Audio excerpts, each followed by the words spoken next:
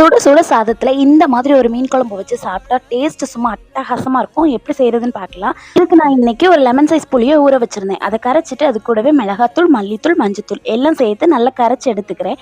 இப்போது ஒரு கடாயில் கொஞ்சமாக நல்லெண்ணெய் சேர்த்துட்டு கடுகு, வெந்தயம் சேர்த்து பொரிஞ்சதும் ஒரு 15 போல் சின்ன வெங்காயத்தை குட்டி குட்டியாக கட் பண்ணியிருக்கேன்.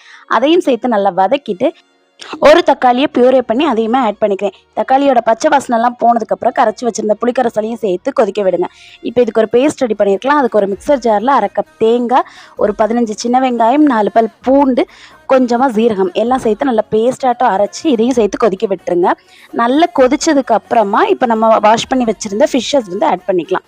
மீன் நல்லா வெந்ததுக்கு அப்புறமா குழம்பு ஒரு 5 மினிட்ஸ் சிம்மில் வச்சுருங்க. அப்போ தான் எண்ணெய் எல்லாம் பிரிஞ்சு குழம்பு சூப்பராக ரெடி ஆகிடும். சின்ன வெங்காயம் நிறைய சேர்த்து அரைக்கிறனால குழம்போட கன்சிஸ்டன்சியும் நல்லா திக்காக இருக்கும். அதே மாதிரி நல்லெண்ணெயில் செய்யுங்க, டேஸ்ட் இன்னுமே சூப்பராக இருக்கும். ஒரு தடவை ட்ரை பண்ணி பாருங்கள்.